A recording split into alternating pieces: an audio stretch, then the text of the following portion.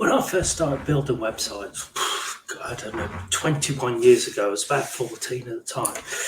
Um, there was no WordPress or Drupal or anything like that. And it really sticks in my mind now when I think back at some of the awful platforms that we used to have to try and put together and how bad web design was. And I remember the first ever website that I built was on a platform called GeoCities, which I believe eventually got owned by Yahoo. Yahoo were obviously the biggest search engine at the time before Ask Jeeves came, and then Ask Jeeves came, and then that sort of disappeared a little bit. And the birth of Google, as we know it now, is obviously the biggest search engine and one of the biggest corporate companies in the whole world. But the other day I was having a quick search around the internet. I was like, I wonder if there's any GeoCity websites just still kicking around. I see these really awful looking websites all the time. And I had a quick Google and I came across this incredible website that we're going to see up now. It's called the GeoCities Gallery. And what they've done is they've captured as many of the old GeoCities websites as they can, and as screenshots and sort of like a web archive for us to have a look at.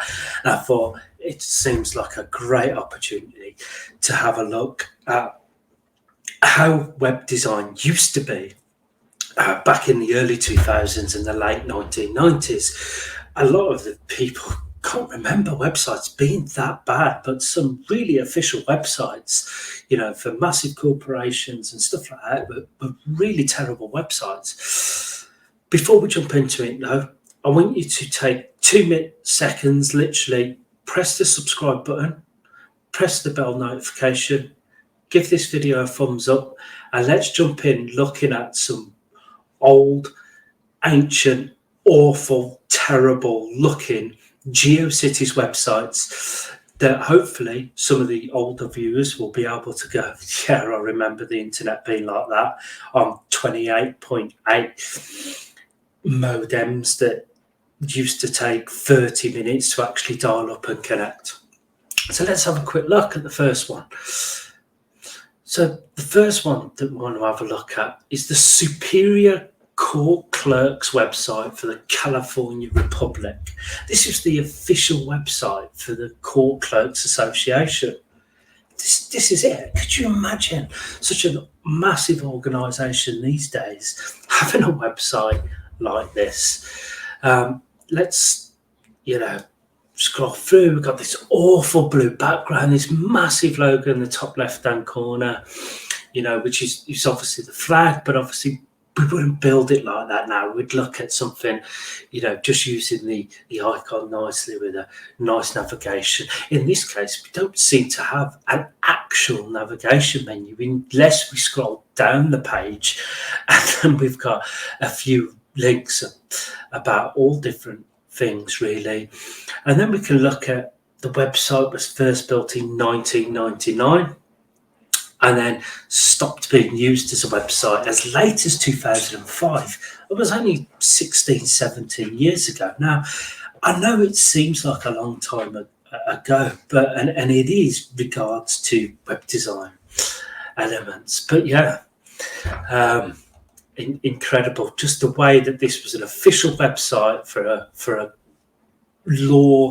court law at the state of California, and this is how the websites used to look.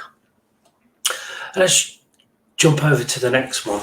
Another official looking website, the Highway Patrol of Florida. I mean, look at this. I mean, I don't want to refresh it because it takes so long to load this, but it even had that cheesy music in the background that we used to have on websites back in the day. But we can look through, and it's the communications center for the Florida Highway Patrol team. 260 men and women, used to use this website as their communication tool. We've got all sorts of different information and pages going through. There's even as late here, internet safety information about, so even back in those days we were thinking about internet safety. It's probably not on the level as we think about it now. Just a quick reminder, check your children's devices, make sure everything's okay.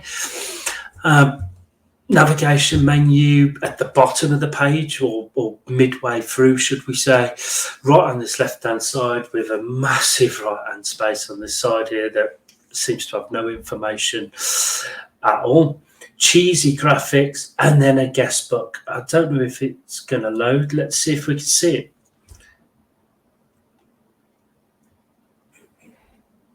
It's there.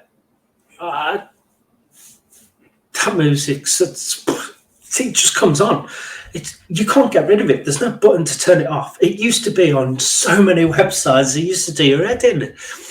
Anyway, the guest world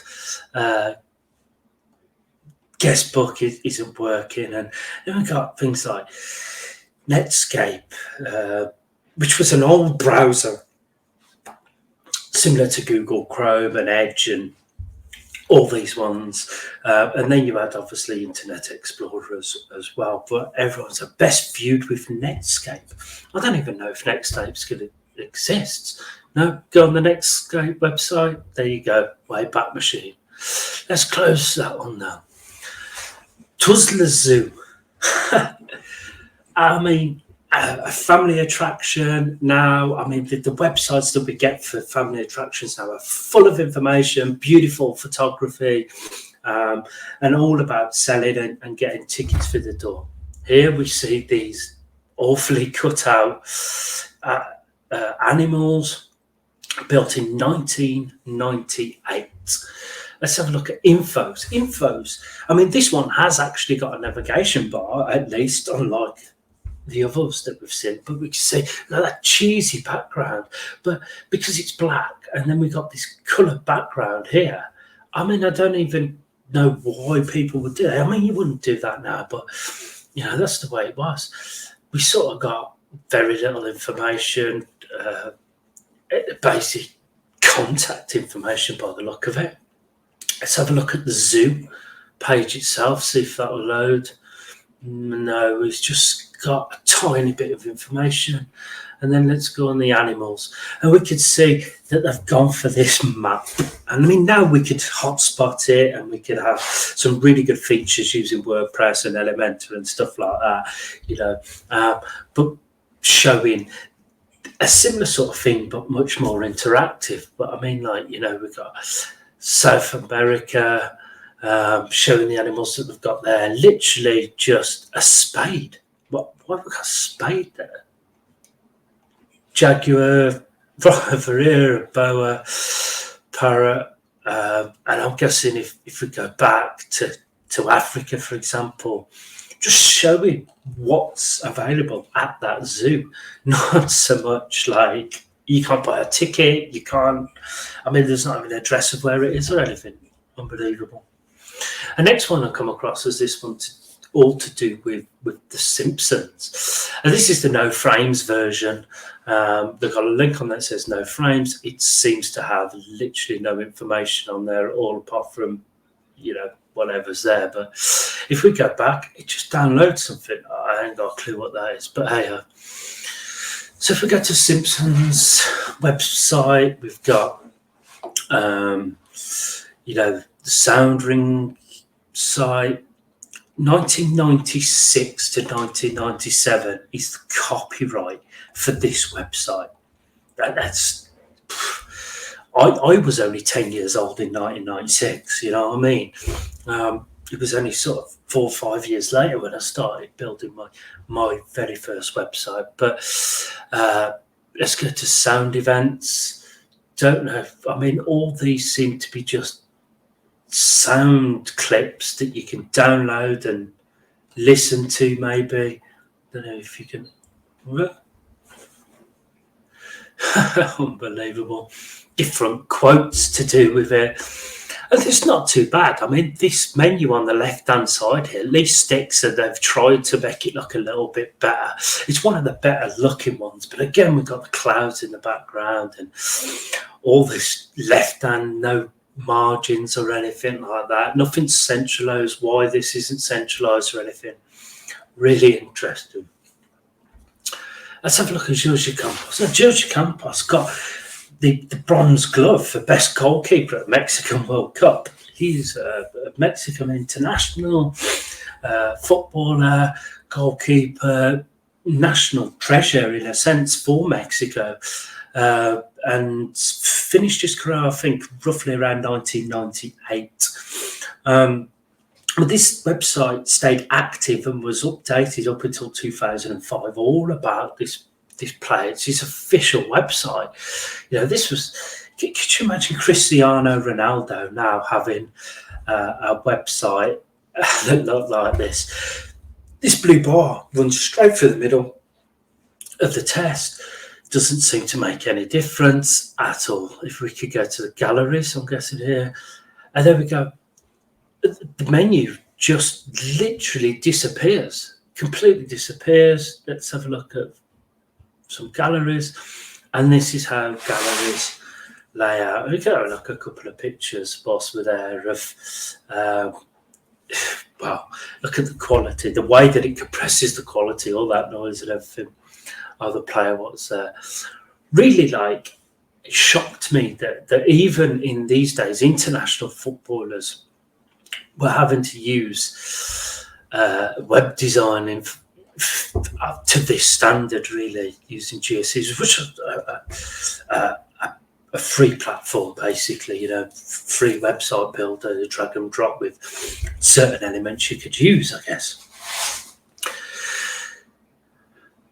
This is one I've come across for a guy called Enrico Munoz, I think is how you pronounce it, up until 2003. Now, this guy has worked on some incredible projects as a 3D animator. He's done stuff on films, games, Jurassic Park, some personal projects, Disney stuff, kids, Warner Brothers, sort of animations. He's done some really, really good stuff. So his portfolio is he's a well-known animator and special effects kind of guy. This is his landing page. Click on it to continue. Not that it tells you. I mean, sometimes you used to get that enter site or something like that, but you sort of have to guess. Then it gives you just a gallery, or information. So if you click on info, bang, portfolio. There you go. That's all the information you're getting. You can get his resume as well. So all of his work that he's been doing. But at least we've got some sort of consistency on the left-hand side with the resume, putting contact details. But every single page changes towards the design. They do some training sessions, but you have to email because obviously there's no online coursing, something like that.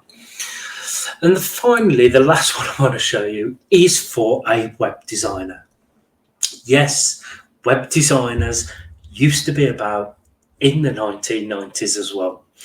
And, this was their portfolio website. Could you imagine now, in today's day and age, if you was to come onto my website looking for a web design and I presented you with that? That's your portfolio. We got that standard cloud background again because it's the one that was built into GeoCities that you could use. You've got these flashing lights and this ticker scroller at the top that flashes that quickly you can't even see what's happening. This weird animation face here saying, if you're looking for help with a web page, you've come to the right place. You can literally fill in the form if you want a website. Make sure you backmark it. That's it. And this was last updated in 2000. 21 years ago now, but it was last updated then. Let's have a look at prices of fishing. Unfortunately, that page is no longer found. Contact just goes to an email address there. I don't want to send them an email just yet. So that's a bit of a roundup. don't forget, you can jump over yourself if you go to geocities.restorative.land.org. I'll leave a link to that, and you can scroll through all of these projects and just have a look. I mean, just for the comedy value, worth going through and just seeing how bad web design used to be and how far it's come today compared. Really hope you found that funny and interested, and don't forget to subscribe, leave a comment. If you've got any really cheesy websites that you've come across, I'd love to see them. Brighten up my day. More importantly, it's Christmas Eve today, so have a lovely Christmas and a brilliant New Year. I'll see you in 2022, where together we can continue building and making the web internet sexy again.